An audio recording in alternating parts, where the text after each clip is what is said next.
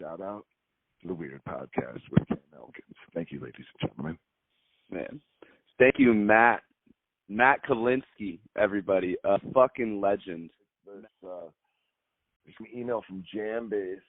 They have like a coronavirus page now that's where you can get, up to the minute updates on what's going on, and I refresh the page, it seems, every like 10 or 15 minutes, and there's always a few new stories of something that got canceled or postponed. A lot of stuff, I think a lot of people now are trying to postpone things. They're not trying to cancel them.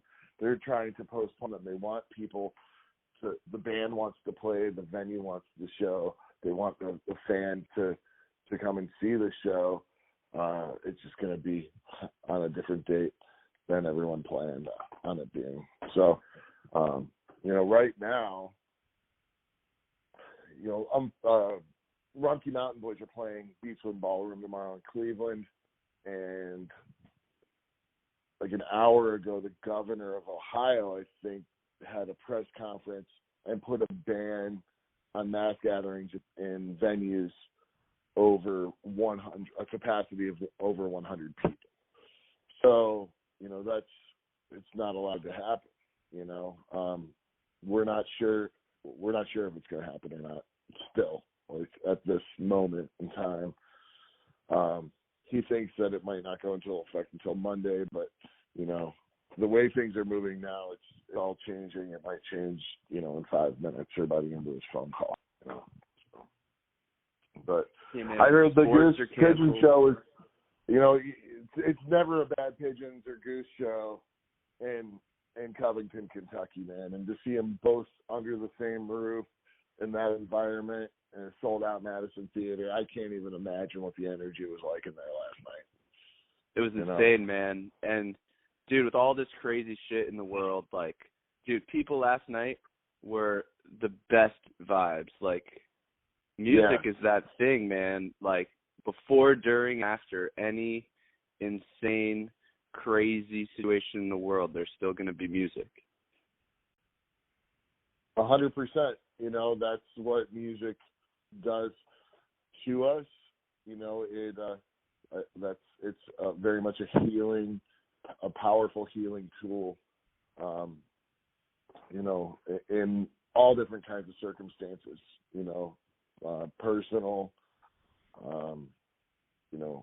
In an individual basis or as a group, as little as, a couple of friends or family members or a local group of people. And, right now we need it worldwide more than ever. So, I think even with the postponements and cancellations, I think that the music community is absolutely going to find a way to come together to still provide that healing component that music can provide to everybody, for sure. Absolutely, man. And we're here for it, man. We are absolutely here for it. Weird Music is we're trying to set up some awesome stream events out of our studio. Looks like we're still going to be having summit shows as long as artists are okay with it and capping them at 100. Yeah. I mean, you can do that. I have heard that, it depends on the city, state, county, and kind of what the government is implementing, in whatever neck of the woods.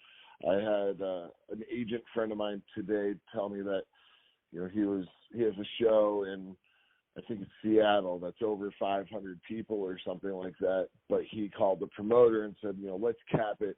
Or no, I think the Washington state law right now currently in effect is 250 people. You can't have gathering over 250. And he said, let's cap it at 225 sellable tickets, right? And so they're moving forward with that show. So people are working together to try to keep shows happening, if they can, and if everyone feels that it's in the best interest of everyone involved, the venue, the promoters, the band, and, I think the health of everyone involved is at the utmost priority here everyone. It's not just about dollars and cents right now at all.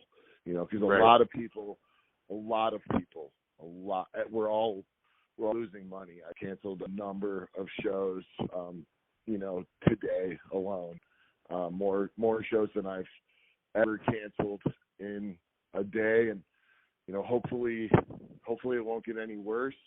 Hopefully I'll never have a day like I had today ever again. It's been by far like probably one of the more depressing days in my career anyway, in the industry, and I think a lot of people are feeling the same way right now.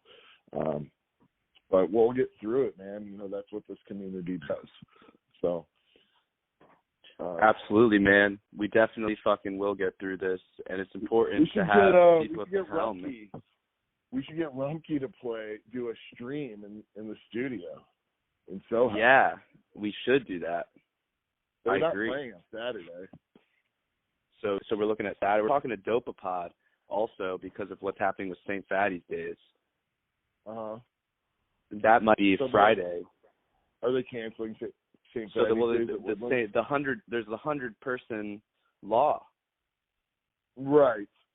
So right. I mean, I've definitely sold hundreds of tickets already to that show. So I have no idea what they're going to do. They haven't made an announcement, to my knowledge.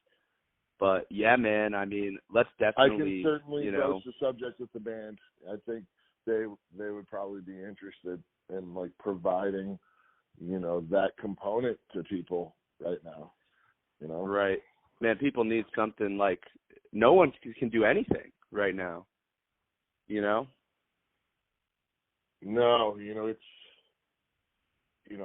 it's crazy. We're finding all this information out through, the media and social media, but when you're directly affected by it, it gives you a completely like different feeling than that general, I think, anxiety that people are getting by watching this happen. It's just totally crazy. I mean, we could talk about this for days, I think. But yeah, man, it's like psychological is the main thing right now. It's important for mentally strong people, like yourself, to really be. I'm happy that people are going to get a chance to hear this, and I definitely do want to have this podcast. Are we going? We're going, man. We're going. Oh, we're going. Okay. We've got editing capacities. I wasn't sure if I was like sitting at a red light waiting to go. I figured we were just rolling by the way we're chatting. So. Yeah, man. What up? This is what's up right now, though. Like some raw shit. But outside of coronavirus, we're on the Weird Music Podcast. We've got Matt Kolinski. Matt, I'm a big fan of yours, but you're more on behind the scenes with a lot of this awesome music. I know we saw you at Dome Fest playing some percussion on the late night jam, and we saw you twerking on stage at Resonance. But man, introduce the Weird Music audience. What's the background on Mr. Matt Kolinski?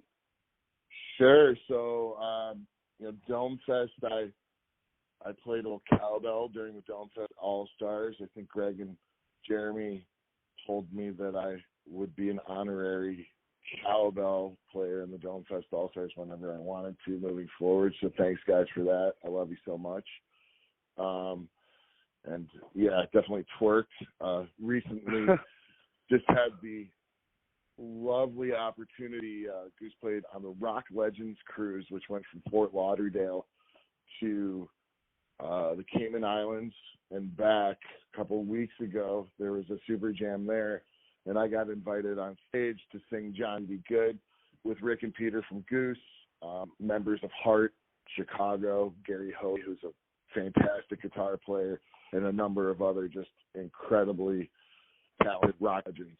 There's a reason they call it that, so that was cool. But a little bit, I mean, how do I summarize what I've done and how I've got here in a second? I'm a really long-winded guy, so it's really tough for me to do, but I was raised on classic rock and roll by my parents from day one. just that's what we listened to all the time in the car. My mom was, her number one was all things Eric Clapton, Derek and the Dominoes, Cream, all of Clapton stuff, Blind Faith. That was like her boy, and her girl was Stevie Nicks. So there was a lot of, Fleetwood Mac going on as well, and very influenced by that kind of stuff. And my dad, it was the Dead almost all the time. A lot of Crosby, Stills, Nash and Young, a lot of Neil Young in there, and all that stuff continues to be very influential on me to this day. Not only what I listen to, I think how I live my life too. My brother is 9 years older than me, and so there was like this decade, in between us and what he listened to. And he introduced me. He was born in '69, so when I started getting into music, probably sometime in the '80s, he was not listening to the classic rock stuff. He was listening to the Talking Heads, Speaking in Tongues. That was the first cassette, and Thriller by Michael Jackson. Those were the first couple of tapes he ever gave me. And nice. He stopped listening to that stuff and got into like the thrash metal era, like Metallica, Anthrax, Megadeth. And I started getting influenced into all that kind of stuff while continuing to listen to my parents' classic rock. And then when I, hit puberty and started becoming a little bit more rebellious is when Smells Like Teen Spirit hit the radio waves, and everything changed when the whole grunge era hit. And that was my music. Nirvana, Alice in Chains, Soundgarden, that whole thing was when I was in high school. And I later on, probably like the mid-90s, was exposed to Phish for the first time, right around then. They were playing Halloween 1995 at the Rosemont Horizon, which is now called the Allstate Arena, outside of Chicago, which is where I grew up. And they did the Quadrophenia album by The Who. And I had a ticket to the show, and I never went. Still have the unwritten ticket stub. What? And yeah, I actually had the opportunity to see Phish a number of times in between 1995, starting in 1995, and I did not go see them. My first show was June 30th, 1999 in Bonner Spring, Kansas. What? So a lot of things happened in between that time, the grunge time, and getting introduced to Phish, and just kind of like finding like all these different musical tastes, like how do they all work together, and I'm finding myself as a person at the same time. And I ended up going to Big Cypress, which was Phish's big New Year's celebration for the millennium, and the marathon December set, 31st, right? 1999 on Alligator Alley down in Florida. You were there. Holy shit. I was there. It was incredible. It was easily probably the best concert experience of my life. And went there, went back home to Chicago, and ended up relocating to Seattle. Literally went to a Metallica concert like on fumes on like January 2nd, 2000, after we drove back from Florida, packed my shit, and then drove to Seattle, Washington for a girl, and ended up staying there for a while. And it was in Seattle where I got kind of my first taste of working in the music industry. A musician, I play guitar, I've been in bands, I've written quite a few songs, and I've always played open mics and jammed with people as well, for fun. And so I'm very drawn to hanging out, in the artsy community and hanging out with people like that.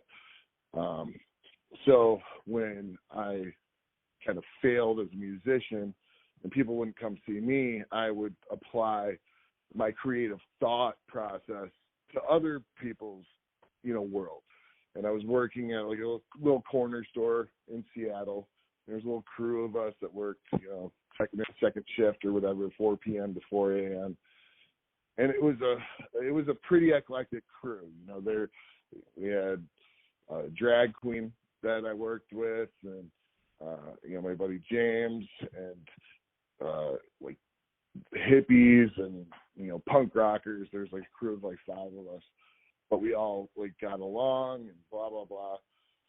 So David, who's my drag queen friend, had a drag show every Wednesday. It's called Faux Bang, and it was at a venue in Seattle called the Sit and Spin, where you could go see a concert, sit and have a drink, and do your laundry at the same time.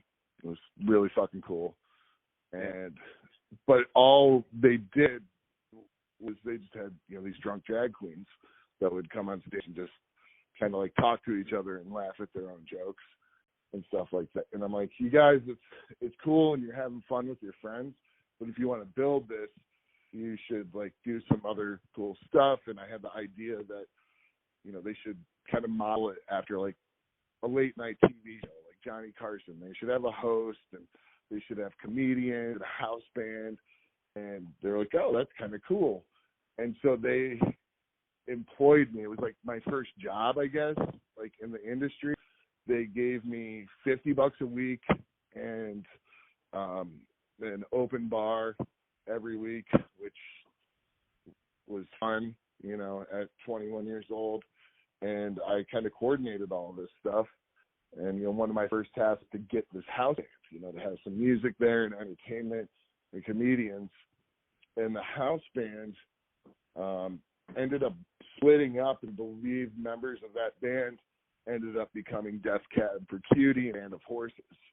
And I was, that's pretty great. Those are 2 fantastic bands. I ended up leaving Seattle for personal reasons and moving down. I had a lot of family in Sarasota, Florida, so I ended up there probably around 2003 or something like that. And I got really involved in a completely polar opposite community. It was like this folky, NPR, like PBS kind of community with some older people that did like house concerts. And I told them how I was working. I called myself a promoter in Seattle, even though that wasn't really my job. I think I was in this like fake it till you make it kind of situation. And they're like, oh, we'll pay you to like bring these people and book our house concerts and do the deals with someone who's essentially the talent buyer. And I did those deals, and I, make some money based on how many people came to these shows. And I got some relationships in a different part of the industry, in the music world. And like, oh, this is kind of cool. And so that kind of influence, that's always been an influence on me. Like I've always strived to work with different parts of the industry. Now, the reason me is because I'm very much in the jam band community, air quotes, as well, a lot of our friends and bands that you like and love.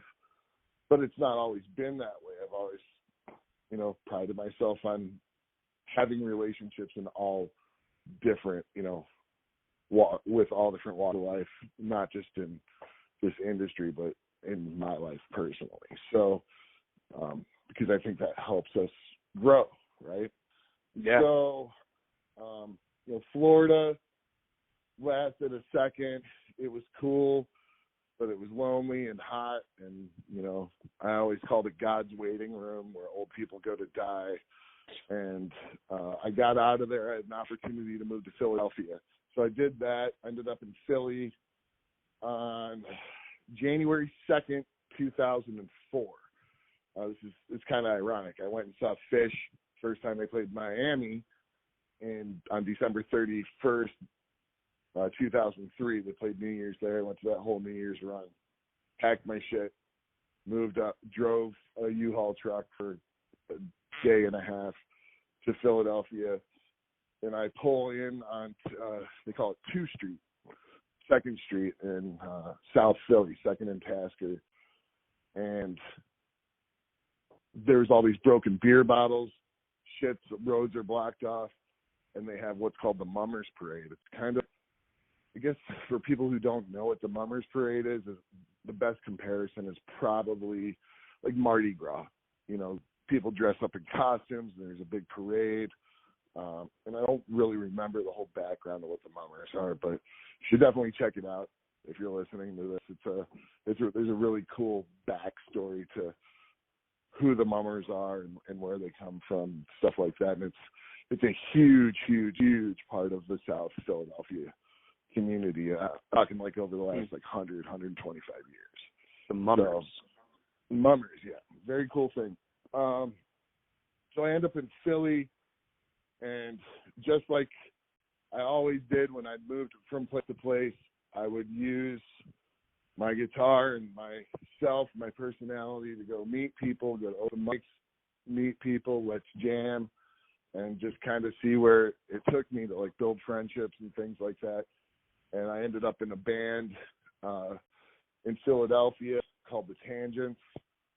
We crushed. It was really cool. It's fun. I met, a bunch of really cool guys. My buddy Seth, who's still one of my best friends to this day. Then he was our sax player. He plays in a number of bands throughout New York City now, and just a great guy. But we played, and then we fizzled out. But I still, went around and saw music in Philly and met some people, and I wanted more, man. I wanted to keep it going, and I met a guy named Ken Mogul, Mogel. He plays guitar like Jimi Hendrix. It's strung like a right-handed guitar, but he plays it like upside down, left-handed. I believe Mick McDaniels from Big Something also plays guitar that way, and a couple other people. I feel like someone like Rob Campa would be like, yeah, this guy or this guy. Like, I just can't remember that shit. But, I met him. He was a shredder. Like, I was just super entranced by watching this guy play, and I never introduced myself. I just keep going to his shows. Eventually, we start talking, and, maybe like a year later, he started this band called Pyschedelphia, and Pyschedelphia started, playing around, and I started promoting shows around Philadelphia at this club called the M Room, and I got the hookup at the M Room through Seth, who was the sax player in the Tangents. He introduced me to a gentleman named John Warner, who's also still to this day one of my closest friends. John is turned out to be a very successful guy in the industry. Runs a company called Highline Merchandising. Works with Disco Biscuits. He's worked. I think his first gig in the jam band world was doing posters for Particle when they do late night shows in 2000 in like LA and San Francisco, stuff like that. And he's just grown immensely over the last 20 years or so. But I met John. He was the door guy, and he introduced me to a gentleman there at the M Room that kind of gave me an in and let me start promoting some shows there. And I did the Happy Pets. This was probably in like 2007 or something like that. And things just kind of progressed over time. Fast forward a couple of years, I was in a relationship, ended up, my girlfriend at the time ended up getting pregnant, had my child Dylan, and for anyone who knows me, they know Dylan and they know what he means to me. I just got to give him a shout out while we're having this call, because really at the end of the day, Cam, my son is why I do this. He's why I wake up. He's why I go to bat for all these bands and try to make an honest living so that I can give him a good life and in a good community of people and stuff like that. So I just got to kind of say that. But, right on. I started promoting a lot of shows later on. The M Room started shutting down, and sometimes in towns, like, you'll have, that happens. You go through these times where there's nowhere to play or whatever. And we're almost having that time period around like 2009, 2010. And then this venue popped up in Philly, West Philly, called the Blockley. And there was really no like jammy shows there. And I didn't really know anyone over there. It was kind of new. It used to be a dance club, but I was like, shit, no one else will let me in their door. And at this point, I had my finger on the pulse of, I was really into the Breakfast at the time. They had just turned their name from Psychedelic Breakfast to the Breakfast. And for those of you that don't know, the Breakfast are still a band, but 3/4 of that band ended up becoming Kung Fu, who I'm sure a lot of people know now. And I ended up doing a show with Chris Perella, who's the GM of the Blockley, and we did the Breakfast, this band called Igor's Eggs, and Pyschedelphia, who I ended up going on tour with and becoming their tour manager and then manager. And then while I was on the road with them, we decided all the shows that they had booked sucked by the guy that were booking them. They were just horrible. And in the middle of it all, they called the guy and said, "You're fired." And they're like, "Kolinski, you're our booking agent now." And that literally is how all of this started. Told you it was going to be long-winded, so I said, 28 well said, though. Yeah. But yeah, I continued to promote some shows and things like that in Philly. I did the Breakfast, and I did Papadozio a couple of times. The Blockley ended up becoming a historical room. Anyone that was there knows what I'm talking about. Chris Perella, who's the GM, ended up, the Blockley shut down. He ended up opening a venue in West Philly called the Ardmore Music Hall. It's actually in Ardmore, Pennsylvania, west side of Philadelphia. And that's a very, very, very successful venue at this point. And, he's like family. Don't see him very often anymore. What up, Chris? He's another guy that was hit by this coronavirus thing today. His shows got shut down for at least like 2 or 3 weeks. So hopefully he'll be okay. But yeah, ended up becoming a booking agent manager for Psychedelphia. Hooked up with this dude Justin Berger in Philly. Had a company called Death Waltz Media Group. He was doing lots of stuff with bands like Damn Right and a band called Sonic Spank and shit, man. He was promoting shows all over Philly, a lot of underground DJ events, after parties. He was, he was doing Bass Nectar like in front of 200-300 person after parties before anybody was in Philadelphia, and it was just a really cool time. Philly is definitely known for that electronica, jamtronica kind of sound in jam world. And it was a really cool time to be a part of that. But Justin and I kind of teamed up. I started working under the Death Waltz umbrella. And, shortly thereafter, I was booking Psychedelphia on a tour. And their last show was at the Blockley. And, they did a couple hundred people. And right around that time, so I went to rebook. And around that time, I said, "Chris, we want to play, we need to bump this up. We need to do like 400 or 500 people." He said, "Well, I have this band, Dopapod, that's been playing here.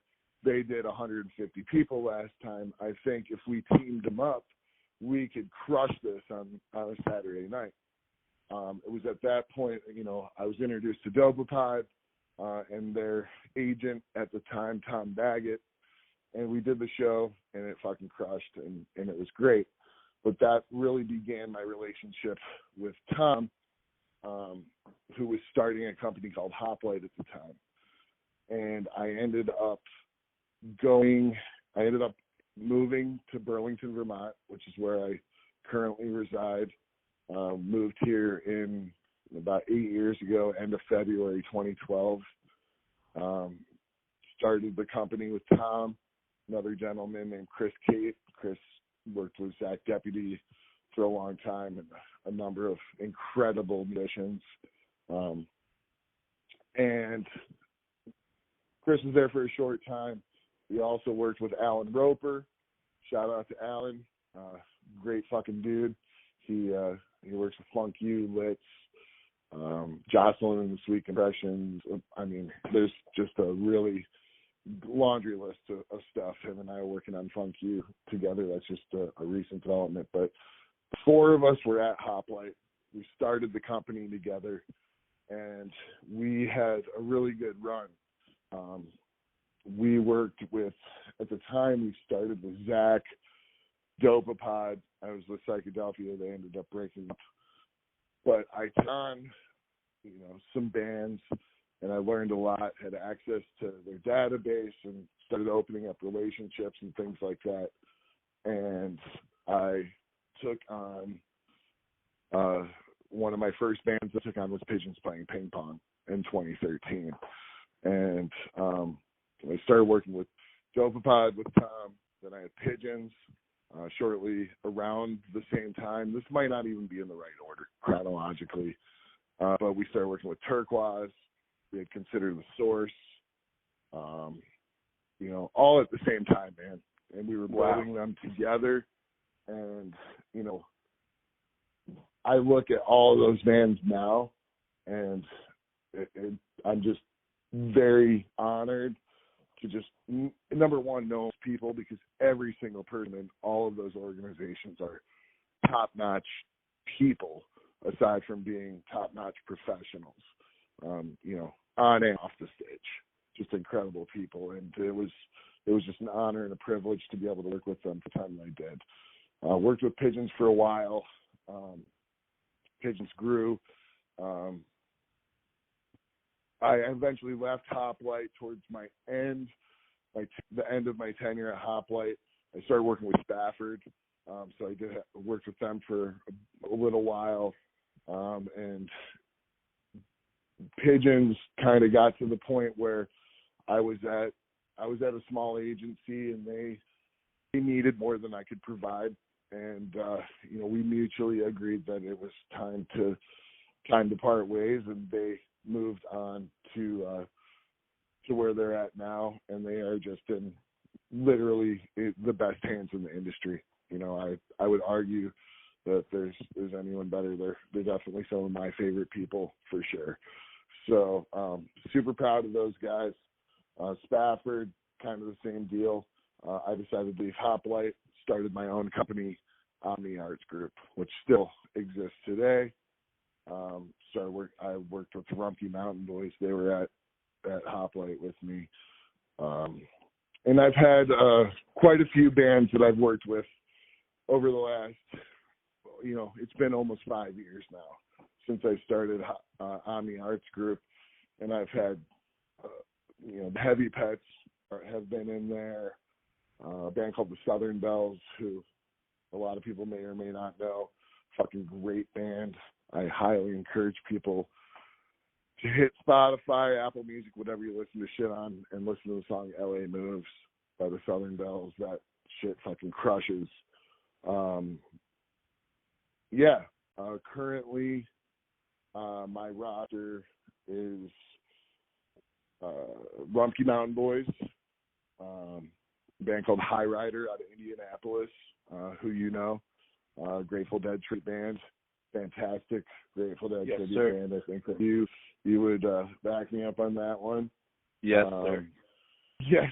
Yes, sir. Like I said, I just started working with Funk U with Alan Roper. I manage Spiritual Res, but the one that I have kind of left out and saved potentially the best for last. I think a lot of people listening to this would probably think the best for last is Goose. Goose was, other than Rumpke Mountain Boys and Spafford, when I started on the Arts Group, they hadn't toured yet at the time, and they were brand new. When I was at Hoplite, I worked with the Alan Evans Trio, and Alan is the drummer for Soul Live, and I tour managed them for a tour. At the time, Danny Mayer is their guitar player. He plays in Star Kitchen now. He played in the Eric Krasno band. And at the time, Bo Sasser, who plays keys in Kung Fu, was the organ player, but he was transitioning to Kung Fu. They needed a keys player, an organ player. So Danny recruited a gentleman named Chris Junker out of California. He came out. Chris literally got there the day that I met him. We ended up in his van because Alan's van had broke down, and we just all met each other, got in the van. Chris had just driven from California to Massachusetts with his wife and his 2 cats who peed all over the van. It smelled like cat piss. And we crushed this month-long tour, and we became brothers. It was fucking amazing, dude. And Chris, the tour was great. The attendance was not. The band, Alan decided that, it was time to kind of put brakes on that project. And Chris and I stopped speaking. And, probably about 9 or 10 months later, maybe a year later, he calls me and he says, "Listen, man, I'm going to email you some stuff I just got in this band called Goose." Started playing keys with this band called Goose. We just played a local showcase at the Capitol Theater in Port Chester. And I'd like to see what you think. I think that it's the right project for you. And he sent me a video of that show of them doing Arcadia. I think I listened to maybe 30 to 60 seconds of it, and I stopped the video and I called him back and I was like, "Sign me up, dude. Sign me the fuck up." Yeah. Within that 60 seconds, Cam, what's happening is these guys are destined for what is happening to them right now.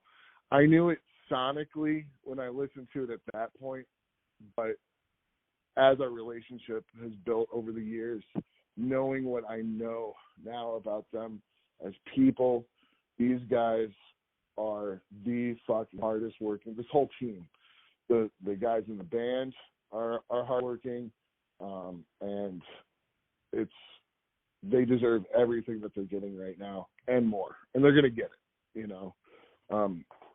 Obviously, I know you've talked to Peter in the past and probably read some stuff and listened to some stuff. Chris Junker, eventually that was a mutually agreed upon thing. He left the band.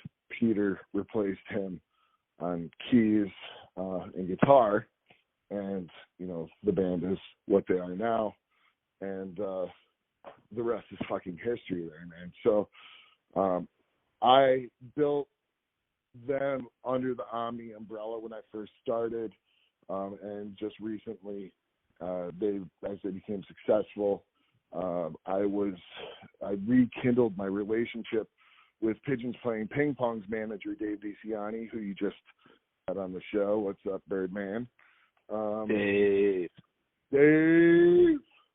Yeah, him and I rekindled our relationship, and Dave manages Pigeons Playing Ping Pong, Kitchen Dwellers, and now Goose with me and Ben Baruch, who is just a stud. That dude is a legend and works with artists such as Big Gigantic, Oteil Burbridge, Eric Krasno, Twiddle. Go to 1111group.com and you'll see it all.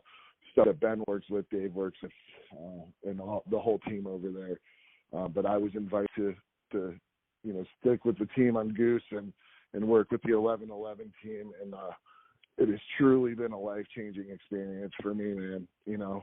As well, and I'm super blessed to be part of it, and I hope to be part of it for a long, long time. So yeah, I mean that's where we're at now, and now so fucking cool. It's happening, and we're here. Right, but no, man, that was one of the coolest fucking 35-minute life stories I've gotten to hear, dude. Well, thank you. A life well lived, a career well navigated, and here we are, man. So I need some oxygen after that. Yeah. do a little bit of that Wim Hof breathing. I should. What is it? It's 30 in and out real quick, right? Yeah, real quick with the emphasis and then the on the last in. one is a big one in. The last one is a big one in and a big one out, correct? I think so, yeah, with a hold or something. You watch that 30 video. in and out real quick. Yeah, we're gonna have to. Maybe we should watch that video together or something. And then the last one is a quick one in, but you exhale as long as you can until you don't want to pass out. I think is the goal, but you kind of want to feel that lightness in the sense of freedom and letting go. I think, right? So yeah, I mean, just the oxygen levels. A couple of times. Yeah, we were eating dinner when that stream happened. Me and my beautiful, I call her fiance because that's going to happen, Nicole. Cheers. And my Cheers to son Dylan. Thank you so much. Bless. And my son Dylan, we were watching and we were eating dessert, and Peter was doing the whole Wim Hof thing, and we all did it together while we were sitting at the table. My 10-year-old.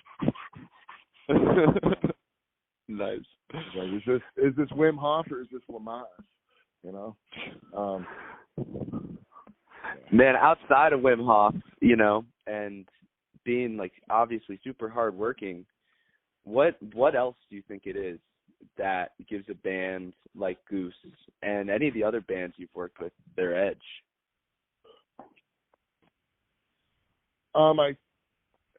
I think that, obviously you have to be incredibly talented musicians. People want to hear good music. But I think even in my history I'm an equal opportunity representative. But I think there definitely is some music, in my opinion, that has been better than others. But even the stuff that wasn't, in my opinion, as good, the people that have like the heart and work behind it and create a team around what they're doing, really has it creates a whole different atmosphere of what's happening. Instead of, hey, we wrote some songs and we threw it up, on Facebook and we got in a van. There's a lot more that goes into it. The communication and the team effort, I think, is what gives a band their edge on and off the stage. Think just the personalities, the willingness to like get out there and communicate with their fans. Goose is a great example of that. Those guys are walking around, shaking hands, hugging, taking pictures with people, and it's not like we're not on this pedestal, like because we're on the stage and then we go hide in our green room. We're up there creating this community atmosphere, and for us, not for us the band, for us as a community, for you guys out there, for us on stage, and the band is just lucky enough that people identify with that sound and that persona, and I think that identification to people like me and you is what gives them that edge. I think there's a lot of things but just the personality of the band and the communication on a professional level of their team and how they make it happen and connect with the fan base is really, to me, if it was the 80s and we were talking about like the rock legends bands and stuff like that, you might be like, yo, fucking edge. Then I would tell you that like what gives a band their edge is like their fucking shredded like leather pants and the mascara, with the studs and shit, totally, in the can of Aquanet and stuff like that. But maybe we should just pull band names out of the hat, from different time periods, and I think that there's a different definition or answer to that question. You know what I mean? That's an insightful answer, man. What gives you your edge, Kim? Oh, shit. People never ask me questions on this podcast. Dude, I'll shout out to you for doing that. What gives me my edge? Well, that's assuming I have an edge. You do. You totally do. Man, just what's your definition of edge, really? You know, I think that you have an incredible personality, likable dude. I consider it's a vibe. It's an edge.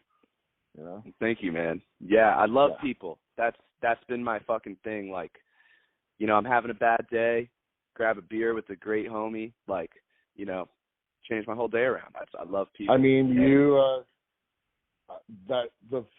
I remember the moment we met, sitting on the couch backstage at Resonance, and you were talking to somebody. I don't know if it was a couple of the Goose guys or maybe it was our publicist, Greg Knight. I think it was Greg. Yeah, Greg. You're talking to our publicist, Greg Knight, and we were just sitting on the couches back there, and then you and I started rapping about music and fish, and you told me that you just started seeing fish, and I started asking you about all these classic rock bands, like, you know, and I feel like, and you probably remember this, there was one band specifically that you're like, oh, you have to listen to this band, you know. I think it's like Stoned or something, you know. Like, you gotta listen to this band, man. And I think there's a couple. I think we were talking about the Mahavishnu Orchestra. Yo, so many people have been telling me to listen to them, and I still haven't gotten around to it. Yeah, fantastic band. John McLaughlin is the guitarist name, and John played in the Mahavishnu Orchestra, and, you know, a lot of kids in the psychedelic jam band world that listen to, like, Miles Davis, like the album Bitches Brew, right? It's like way out there and crazy and wacky. And John plays guitar on that album as well. Wow. So Mahavishnu Orchestra, Anything, and then Miles Davis, Bitches Brew. That would not be my number one go-to, Miles Davis. It's my number two, but, you know, definitely give it a spin. For the record, kind of Blue is my number one, Miles. Kind of Blue. Yeah, I'm going to check out Mahavishnu Orchestra. I want to rewind, though, real quick. No problem. So, the epic Matt Kolinski career path life story. Along the way comes Dylan, man. How did having a son, like, change your relationship to, like, your career into music? Like, honestly. So, you know, my path was, like, organically leading that way. Anyway, you know, like I was saying, I was promoting a little bit, stuff like that. I hadn't gotten into the Pyschedelphia world of, like, getting offered to go on the road and be a tour manager, stuff like that yet. I was just doing the Emery and Blockley stuff, and, you know, reconnected with the mother of Dylan's mom, and we'll leave her unnamed for now, and Mother X. And sorry. And yes, laughter. Laughter is a good transitional tool.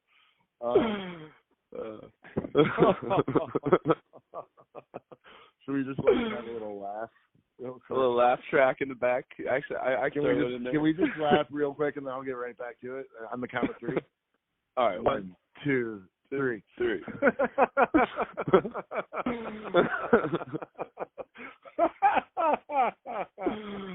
Okay. Oh, there's a little bit of evil in that one. That last part, yeah. Yeah. Like Jack Nicholson, like Joker kind of thing. Anyway, so I got back with Dylan's mom. I found out she was pregnant, and I kind of had a little bit of like, holy shit, I need to grow up now. I'm not making any money doing this promotion. You know, when you're a promoter, it's like being at Vegas, man. You know, I once had a promoter tell me, a fairly successful one, if you can't sit there and light $100 bill on fire and watch it burn, you're probably not meant to be a promoter. You know, promoters lose a lot of money sometimes, and they make a lot of money sometimes. But I think I wasn't meant to be there, and I certainly wasn't in a position to be doing that with a child on the way. And so I got back into the real world, and I became a seafood salesman. I was a union seafood salesman, and I was selling seafood to a whole bunch of rock star restaurants all over Philadelphia. And Dylan was born, and so I did the seafood thing, probably about a year and a half, 2 years. Then he was born, I would say, 6-9 months after he was born. I started kind of missing, that world of being music. Like, I was just sitting around playing guitar, watching sports on TV and stuff at my house and going to work and coming home, 9 to 5 or whatever shift I was working, and being the father I was supposed to be, paying the bills, putting food on the table. And I was like, okay, this is my life. I've got insurance. I've got insurance for the baby, and this is what I'm going to do. I'm just going to be like this blue collar thing. And like, it's not really anything that I really wanted to do. My dad did that. He was a plumber, and he was not happy. My brother hopped from blue collar job to blue collar job, and he was not happy. And the changing point was in 2011, my dad passed away, and I went home to Chicago, and my brother told me that I had to come home. He was dying, and I landed. I got in the car, and my brother told me that my dad, had died while I was in the air. And I never got to say goodbye. Oh my God! And I'm sorry. All good. I think that, it hurts, and I think about it a lot, but I think that sometimes it's how you deal with the life experiences. And how I dealt with it, it makes me more sensitive, it makes me a more giving person, and it makes me respect the moments that we have with each other, especially our family, And when I came home, I went and I was gone for a couple of weeks, and I came home and went back to work, and I was like, I just do not want to do this. Like, I went to work for a couple of days, and I was just not there. I wasn't communicating with people, and certainly I was grieving. I'm just sitting there, on Facebook when I go home, and TV in the background, and I reconnect.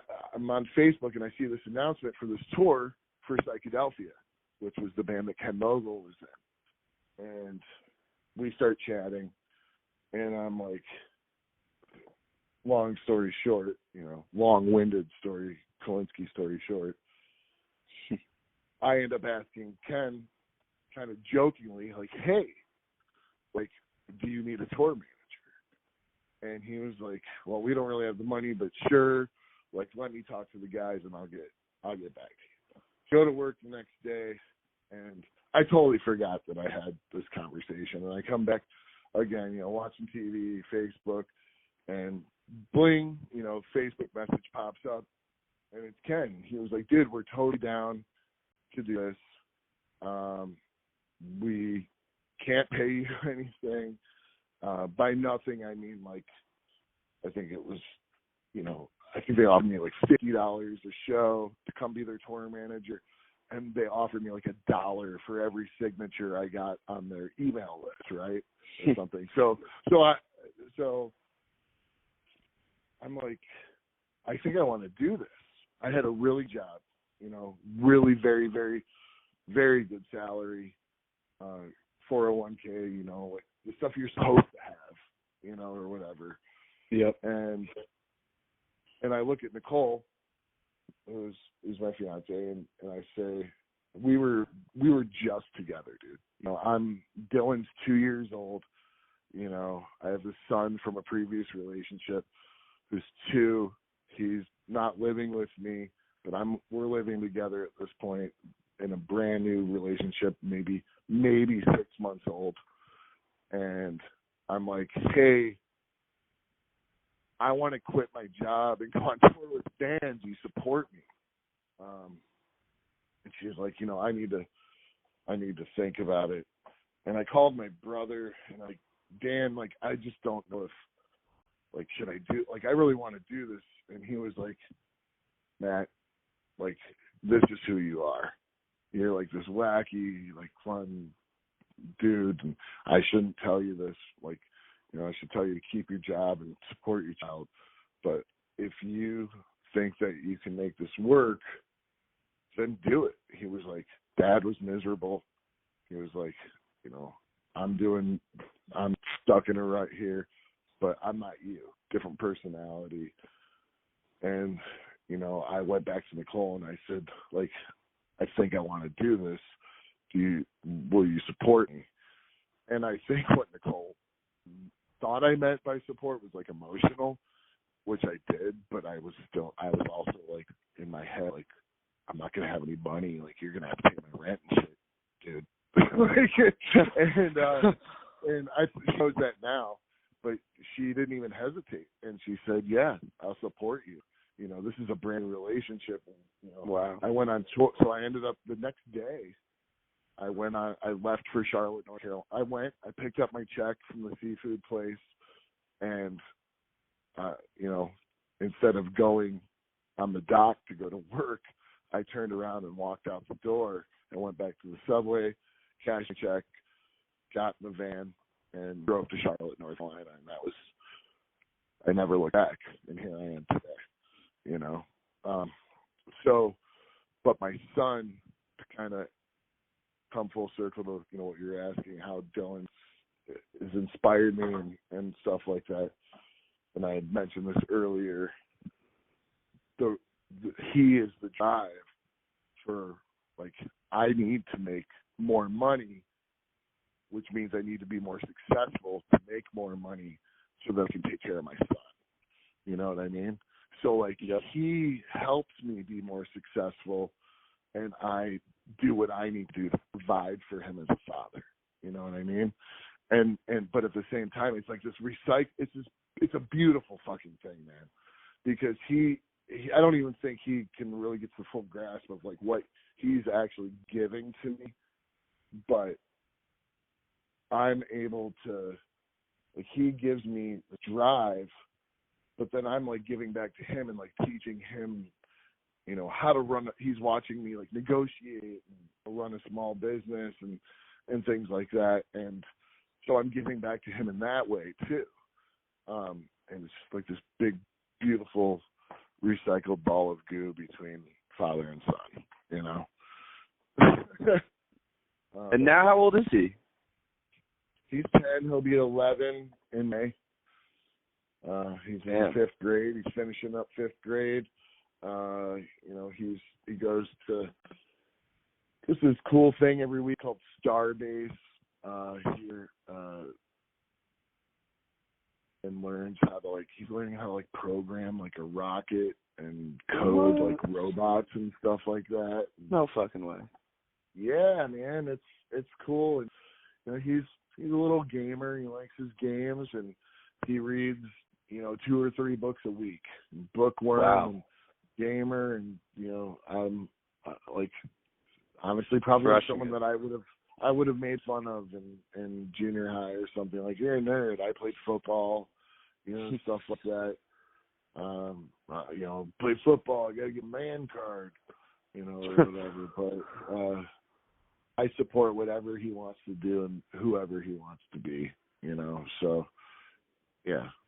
Well, fuck yeah, man. That's that. But I mean, and the way that I am with him, I try to be that way with everybody I come in contact, because I think that's how humans should be with each other. You know, like, there's this responsibility that we have in humanity to take care of each other, especially in this time. I mean, not just the Corona thing, this, election year. Right. I mean, everything aside, if we were at a clean slate, and the dinosaurs still walked the earth, we'd still have to have responsibility to do that, So, yeah, I can get deep for days, dude. Like, keep it coming. Yeah, man. I mean, 11 out of 10 right now. Yeah, same. Yeah, oh, yeah. This feels good. I don't go this deep very often, and it's been a crazy couple of days, in the industry with these cancellations happening. I mean, like, can we do a quick check-in on the coronavirus page and see what's canceled? Let's do a quick check-in. Let's do it. It's on Jambase. Right. Yeah, it's a Corona. Here, I'm pulling it up right now. You want me to send you a link? For sure. You want to look with me? I'll look along. All right.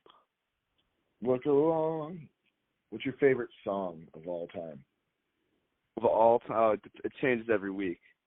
You said Drive earlier. You said Drive earlier in this conversation. I'm going with that. Drive by Goose. Drive by Goose. Okay. Not by REM. Right. Okay. All right. So I got your link. You did, yes. All right. So this has changed considerably since the last time. Holy moly. So let's see. I think two of the biggest things that happened today, there's obviously been a number of cancellations, but two of, if not the biggest things that happened in the industry today were that Live Nation and AEG suspended tours, both in not just in the United States, but internationally as well. But they also teamed up with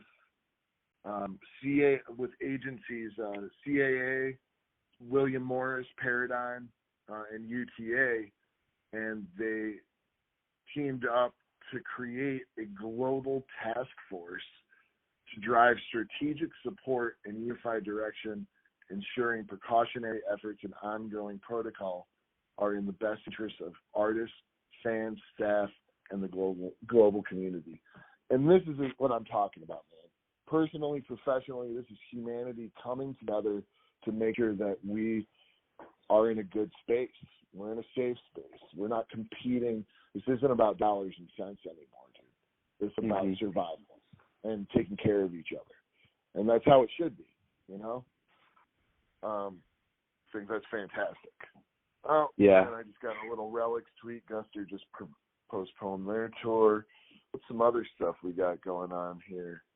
Live Nation Disco Biscuits. Oh, shit, that's new. Disco Biscuits postponed Philly and Portchester concerts due to the coronavirus.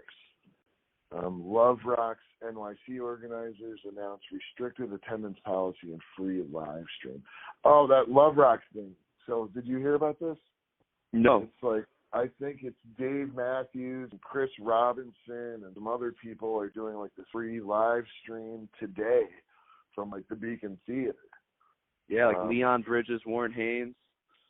Oh man, Chris Robinson, Rich Robinson. Ooh, this looks fun. Jackson Brown. Yeah. Let's hang. 8 p.m. Eastern. Yeah, I'm curious to see if some bands are gonna, do like if they're gonna do some live entertainment, pro bono for the music community. There's these bands like, and companies like Live Nation, they're going to be able to weather the storm. They're going to be able to cancel these tours, and whenever we see the light at the end of the tunnel here, yeah, are they going to lose a ton of money? Sure, but they're still going to have a ton of money. There's, some artists that I work with that aren't in that position. Like, they rely on their shows every week to put food on the table for themselves and their family. Right. And they're, I don't know what they're going to do.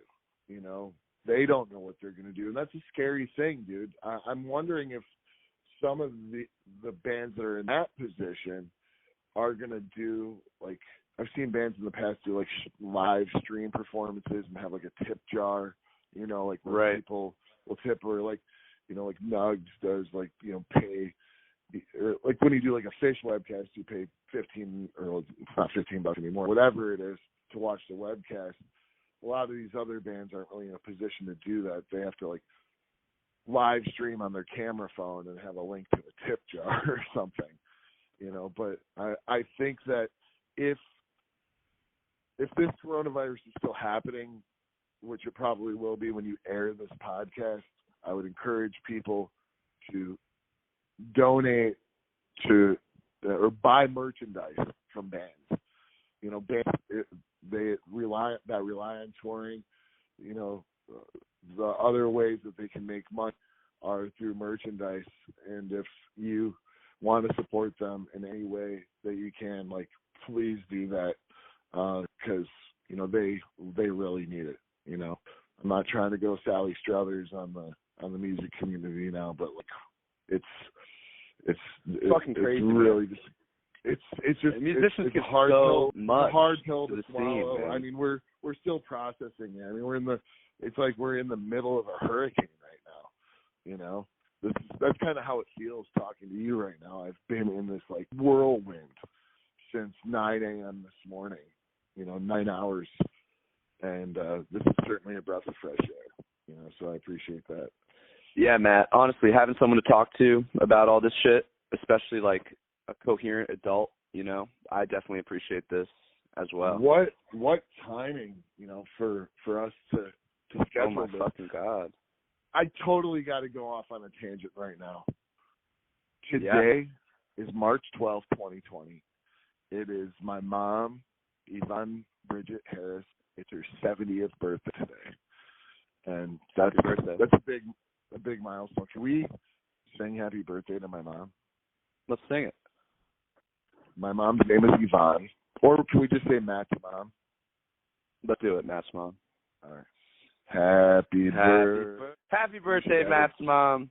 Yeah, you should at least put the happy birthday part, but you should totally edit that out. Right on. What I think I love about your podcast is I don't think you do that. I think you just let it roll. Yeah, that's the intention.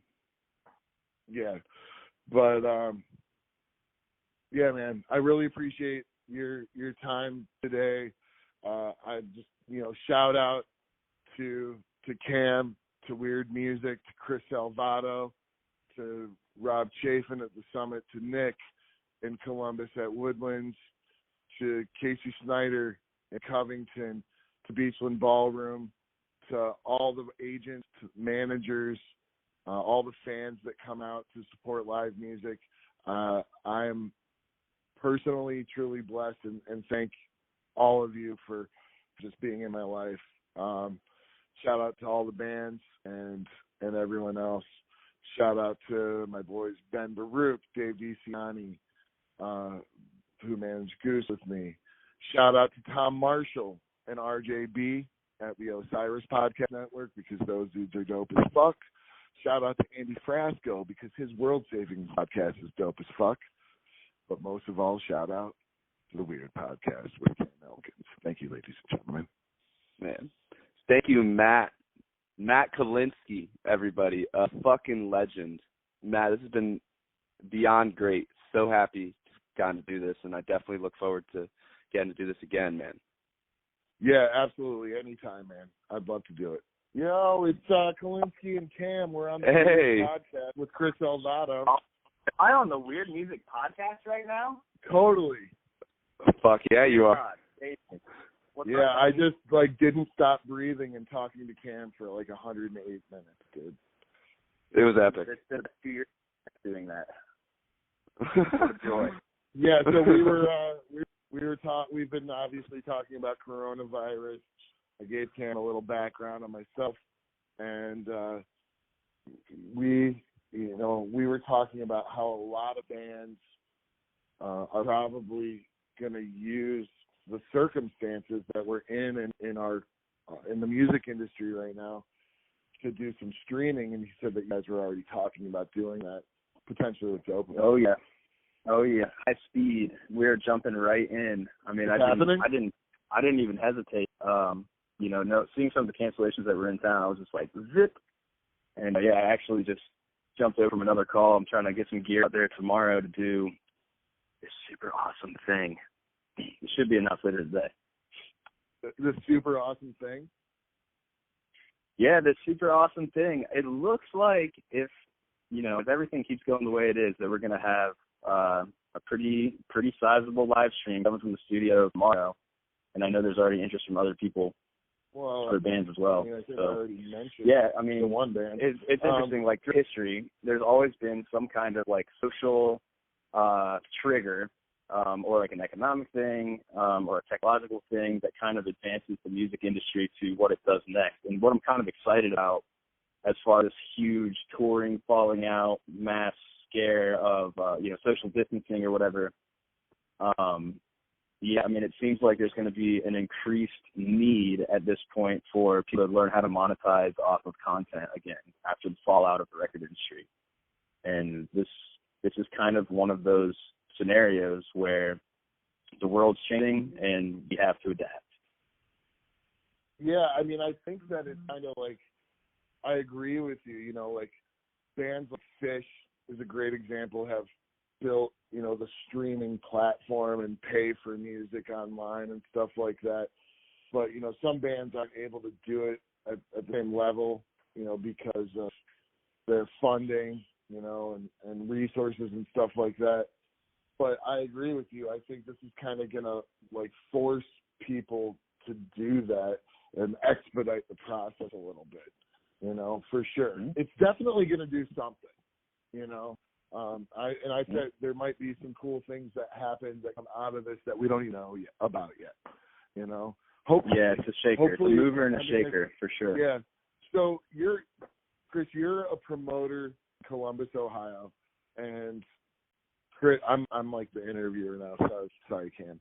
I don't know if I'm still doing this, but so Chris Salvato is a promoter in Columbus, Ohio. Chris and I gave a little background on how I used to work with Pigeons Playing Ping Pong. And correct me if I'm wrong, but the first show that you ever booked in Columbus, Ohio was with me doing Pigeons Playing Ping Pong. The first show that you and I booked together was a 2-night run with the Mantras while Keith was my guitar teacher. I didn't even talk about the Mantras. Wow. Yeah, but still one of my favorite bands. I love you guys. Pigeons followed like very shortly afterward. I think the first show we did was in May of 2015 or 14, and the Mantra show was a 2-nighter 420 run. That's right, man. And that was at Scarlet and Gray.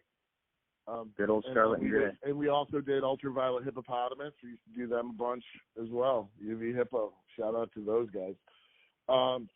So Chris now co-owns a venue called The Summit in Columbus with Rob Chafin of The Works and Trey Burris.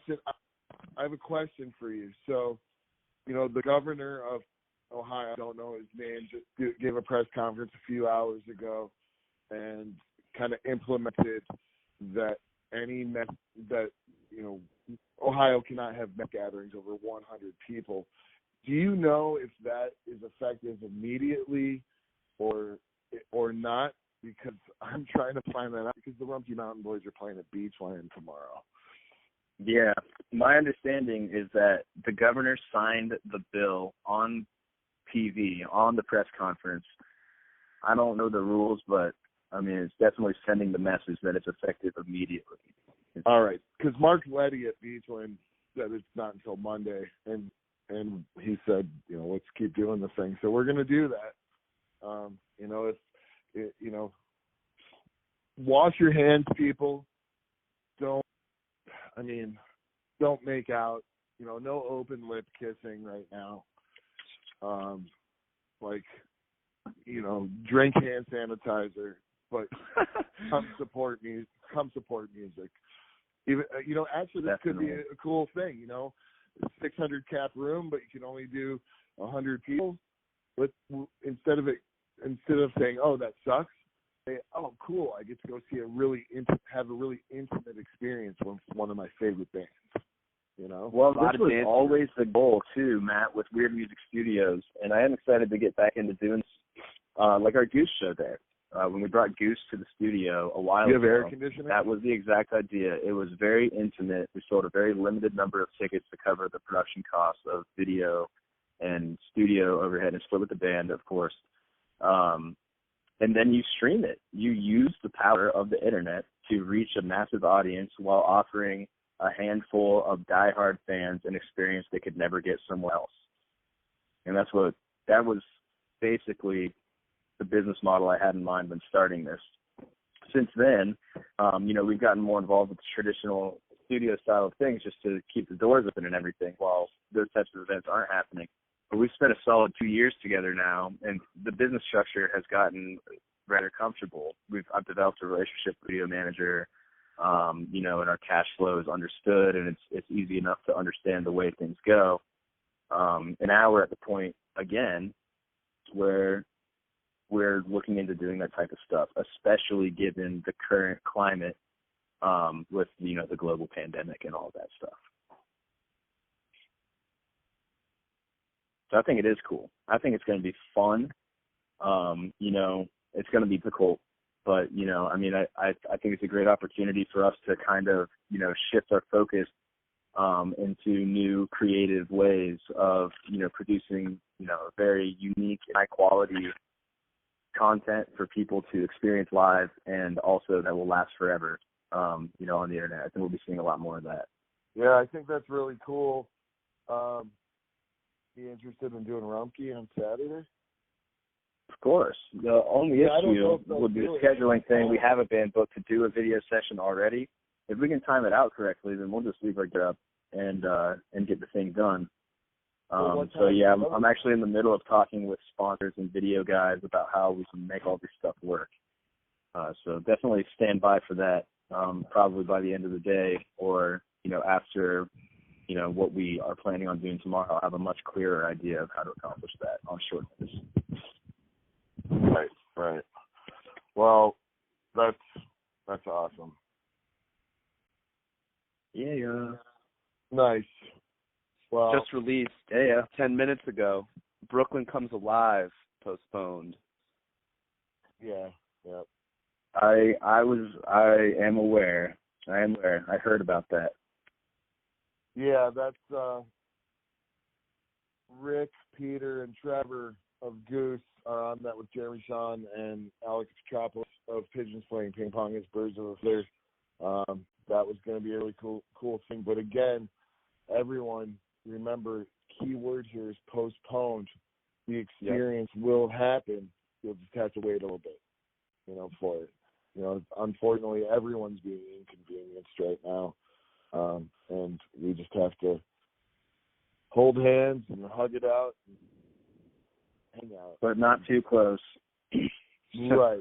I mean, wear rubber gloves and hold hands.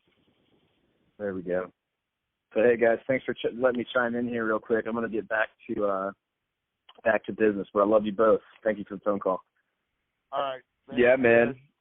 Much love, Salvato. Yeah. Let's definitely firm up something with Rumpke. There, y'all. Yeah. We will. Yes. Yeah. He's a busy bee, but love buzzing with that motherfucker. Did he hang? Oh, he did hang up. Yeah, he's off.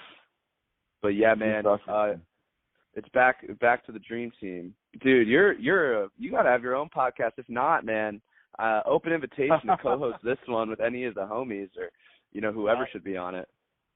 Yeah, I'd love to do that if we're, especially if I'm like sitting in Columbus something.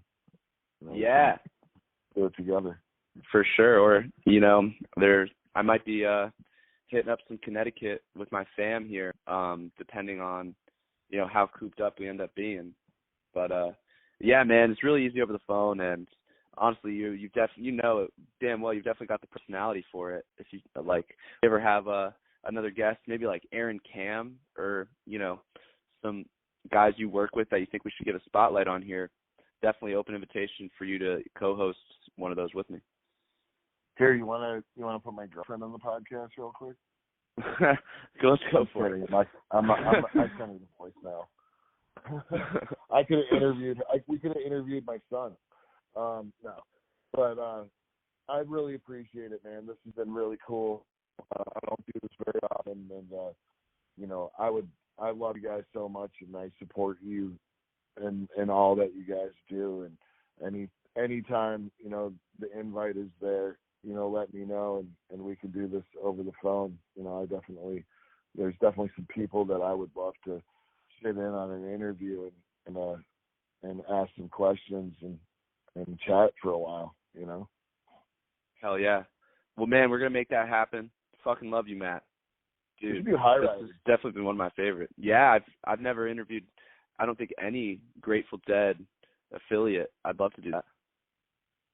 You get Dennis McNally, he was the publicist, or still is. I think, I don't know to what extent, for the Grateful Dead. Oh shit, Dennis McNally. Yeah. Yeah, man. I'd love to. I'm out here trying to learn. That's my main intention with this podcast. And I'm sure you definitely know who some great people to learn from would be. Yeah, I would love to do that, man. Just let me know. Hell yeah, man. Well, shit, I'm going to get to kind of touching this audio file up online, but, man, this has been great, and it'll definitely be up sooner rather than later. Yeah, give me a shout. Just give me a little heads up, and I'll make sure that I push it for sure. Right on, man. Yeah, and it'll just be on YouTube. Yeah. Just give me a heads up, like when you're going to throw it up there. Cool. Well, hell yeah, man. If nothing else, be well. Stay up, stand tall, man, like you're doing. I don't have a problem standing tall.